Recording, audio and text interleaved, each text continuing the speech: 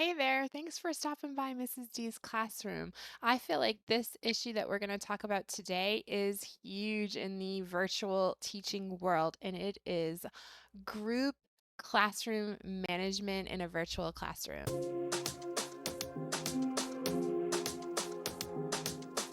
Thanks so much if you've been following me for a while. Thanks so much if you're new. Please like, subscribe, hit your notification button, and share this video with anyone you think it might be helpful for. I love to read your comments, so go ahead and drop a comment below. Let's talk about classroom management, and hopefully this video will have a lot of information for newer online teachers and something for even those most seasoned classroom educators. All right, we're going to talk about 5 specific topics in the classroom management realm, and there's going to be some good detail for each one. Let's dive in with the first one, which is whole group involvement and activities. If you're teaching one-to-one, that's great, and you don't have to worry about these kinds of things. But if you're doing group classes, we want to have our students engaged as much as possible during the entire session. And so some tips into doing that are to use all of the learners' names frequently. You just go right down the list, Johnny, Sally, Billy, John, and get their attention that way and indicate that you want everybody's participation and you're keeping their attention just by saying their name alone. High fives and fist bumps and thumbs up check-ins are great ways to keep learners engaged, and everybody can give a virtual high five all at the same time. And if somebody doesn't, I usually encourage them by name to do so as well with the rest of the group. Um, Allowing students to answer in chat is another way to keep whole group engagement. So if you ask a question and then you can say, everybody type your answer in chat and send it. If you want it to be private, just set your chat settings on, as if you're using Zoom, to only messaging the moderators and the host and the co-hosts. And if you want it to be a group, go ahead and just let them message in the regular chat. But that's another really great way for you to pose a question and have the whole class working on something at the same time. The best way to set up your group classes is to have parts of your class that are soliciting the whole group to answer, whole group responses. So I do this in my writing classes, especially in my writing paragraph classes. Is when we use that sandwich method, I ask the whole group to answer, what does the top piece of bread equal? And that's the topic sentence. What does the middle equal? That's the supporting details. What does the bottom piece of bread equal? That's the conclusion. And everybody can answer. So even if you have new learners, they're going to listen to everybody answering, and then when they start to feel comfortable, they'll have the opportunity to join that group in the answering. Does it get loud sometimes and you can't quite hear? Yeah, sure. But everybody's involved, everybody's talking, and that's really what we want. We want engagement. And you can also say things like, indicate that you want the whole group to answer by saying, everyone, what's 10 times 2? And then they answer it all together. Or using the name Johnny, Sally, Billy, Jenny, what's 10 times 2? And that indicates also that you want everybody to answer. Or you pose the question and then you do one of these. ESL Day is coming back to help us, right? That means I'm not giving a specific student a question. I want everybody to answer me. So whole group involvement is really, really important, and that keeps everybody engaged and out of trouble, right? Number 2 tip is checking in with your students. And there's a couple of different ways that you can do this. If we're talking about a distracted learner, I often say, hey, Jenny, are you okay? Doesn't matter what they're doing. But if you do that, hey, are you okay? You're letting them know that you're watching them. You see them. You know what's going on over there. Okay. And so they're going to say, of course, yes. but it might turn them around into paying attention into the classroom. I also like to say things like, I need you to stay in class, or I need everybody to stay in class. So sometimes I feel like we don't need to single out one student. So we can give a whole group command, such as that, I need everybody to stay in class. So, we see those students who are clicking through other screens. We know that they're clicking through other screens because, their glasses are reflecting it, or behind them are reflecting it, or we can see the light changing on their face. There's lots of indicators for that, right? And we can just drop a, hey, I need everyone to stay in class. And that kind of lets that learner who's distracted and going onto different pages know, I see you. I see you, and I'm asking you to come back. Also, we can do an everyone look at me. Everyone look at me. I'm waiting for your eyes. Everyone look at me. And again, we're not specifying a learner. We're not saying a name. We're dropping a whole group command so they don't feel singled out, but at the same time, they're going to know that you're talking to them. And then also, when all else fails, and again, it's another whole group approach, we're asking for name. We're saying the names Billy, Johnny, Sally, Jennifer. Eyes on me. Billy, Sally, Jennifer. We're looking at this. And so you're just bringing the whole group to attention, and especially that distracted learner. Ask open-ended questions. So one of the questions that we find that we say a lot is, do you have any questions? Do you understand? And what are they going to say to you, especially in a group setting? No questions. No, right? Do you have any questions? No. Do you understand? Yes. Okay, so just think about this. What if we turn that question into, what questions do you have for me? Letting those students know, I'm anticipating that you have a question for me. So what question do you have for me? And leaving it open-ended, so it's not really a yes or no question, and they're not given an easy way out.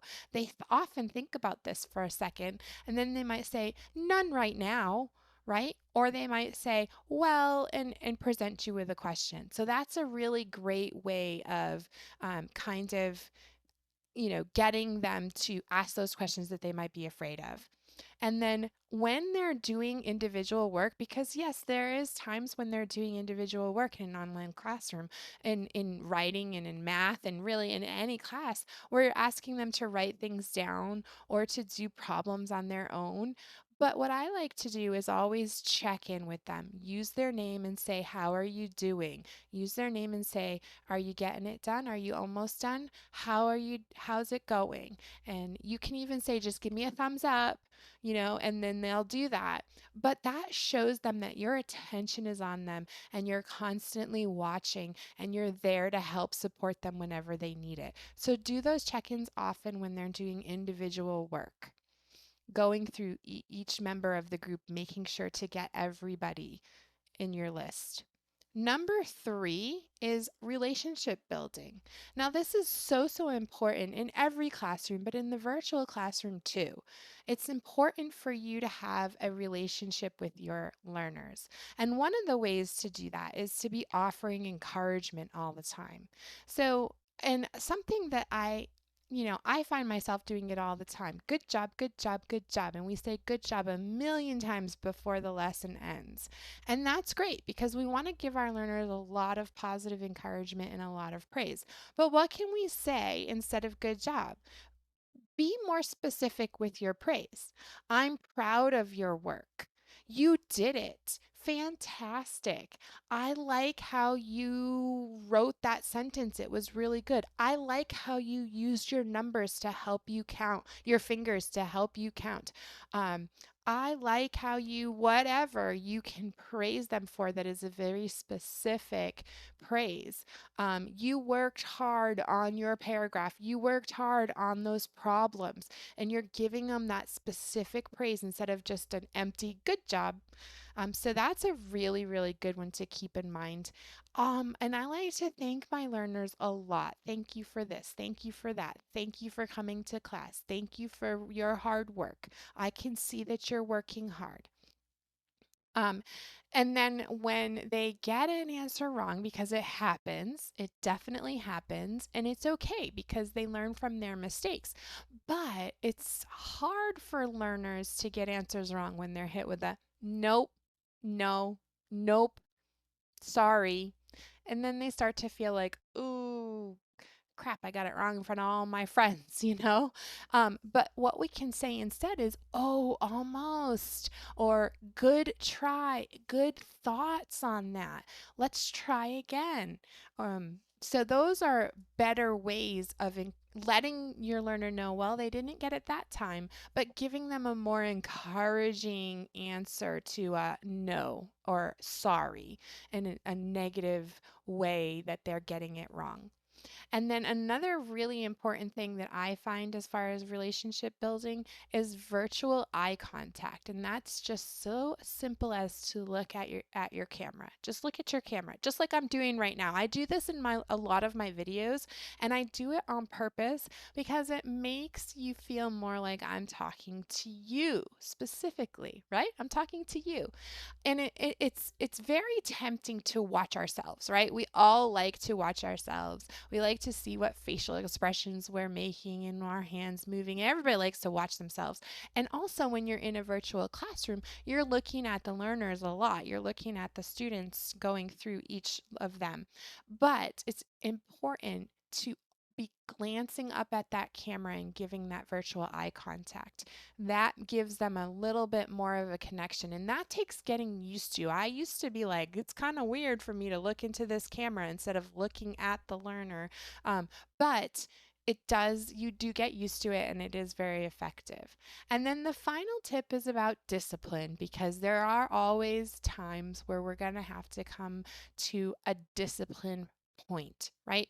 So, one of the things I like to do, everybody's talking in the class and you can't get a word in edgewise and nobody can understand what's happening, or what anyone's saying, is use an attention getter. Whoa, whoa, whoa. Okay. So you're being louder than them. You're using a hand motion and you're just letting them know things are out of control. And they'll usually stop talking and look at you, because that's pretty, something like that is pretty attention getting.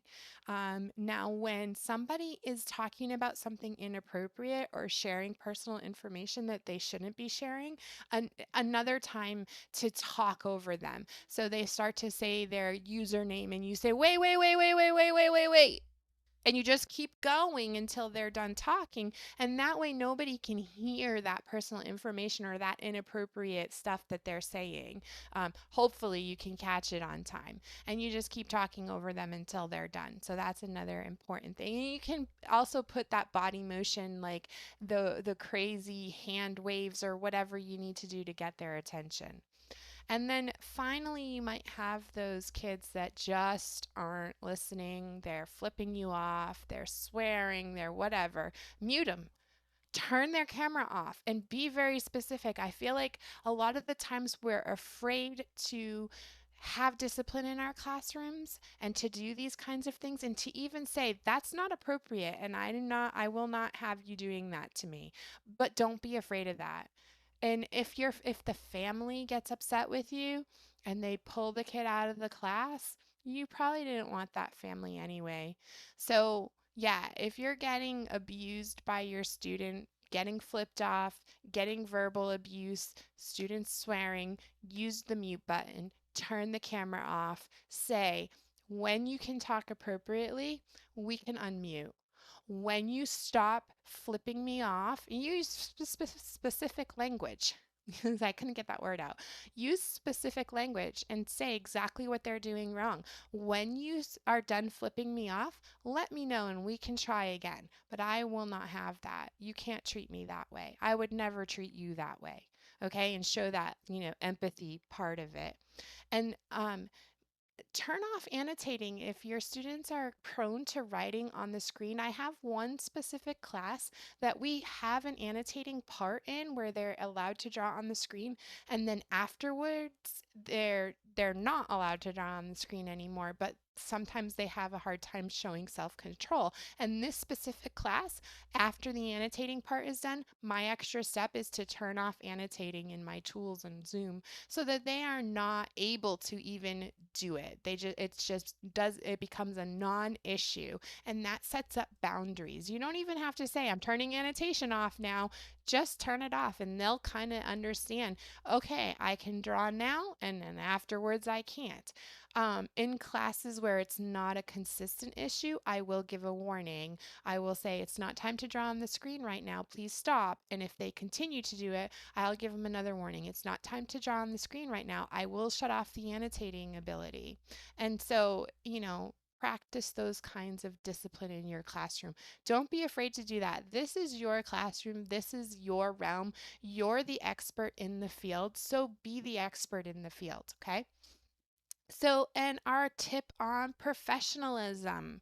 So, professionalism and discipline got flipped around somehow. So if I said last tip is discipline, I'm sorry, but professionalism is also really important, and that has stuff to do with your appearance. So it's important to have a decent appearance. You don't have to put makeup on. I actually don't usually have makeup on for my classes, but I do try to make sure that my hair is somewhat decent, and I try always to make sure that from the waist up, I'm looking professional. I don't wear t-shirts to class. I don't wear sweatshirts to class. I really strive to have that sort of from here up professional look. It makes me look really well put together. In reality, I'm not as well put together as I appear to be, I think. I think I appear to be well put together, but I'm really not in real life. I'm winging it all the time. But, there's a difference in the way that you look, and then you can get respect from your students and from the families. Backgrounds should be fairly distraction free. Some people would think that this is a busy background. I'm still debating on the frog because it's so big. It's not, I didn't know it was going to be so big, but I really like it. So I do keep it there. And just have a good looking background. Don't have clutter in the background. If you're using a green screen or a blurry background or any of that stuff, just make sure that it's working well, because it's distracting when it's a weird looking virtual background and your hands are disappearing at certain points and things like that. And especially think about your background use when you have to show things a lot to the students. You're not going to want the blur or the virtual background because it drops stuff off the screen. And a friendly background is really good too, but somewhat professional, somewhat classroom looking. That's why I have the blackboard, and I've had the blackboard ever since I've started teaching online, because it gives that classroomy feel, right? So that, having something that would maybe be in a regular classroom might help you get that professional look that you might want. And then the last thing for the professionalism is to be well lit, just be able to be seen, and you're in the middle of the camera, you're commanding your camera space, you're visible, you're really well lit, and you are, central to the students who are in the class. All right, so that was 5 tips on classroom management for group classes in the online education world. Hopefully this video was helpful to new teachers as well as seasoned online teachers. Drop me a comment. Let me know what was the most helpful to you. I love to hear and respond to your comments. And please like, subscribe, hit your notification button, and click share, and send this to somebody that you think would really appreciate it. I really appreciate you, and I'll see you soon.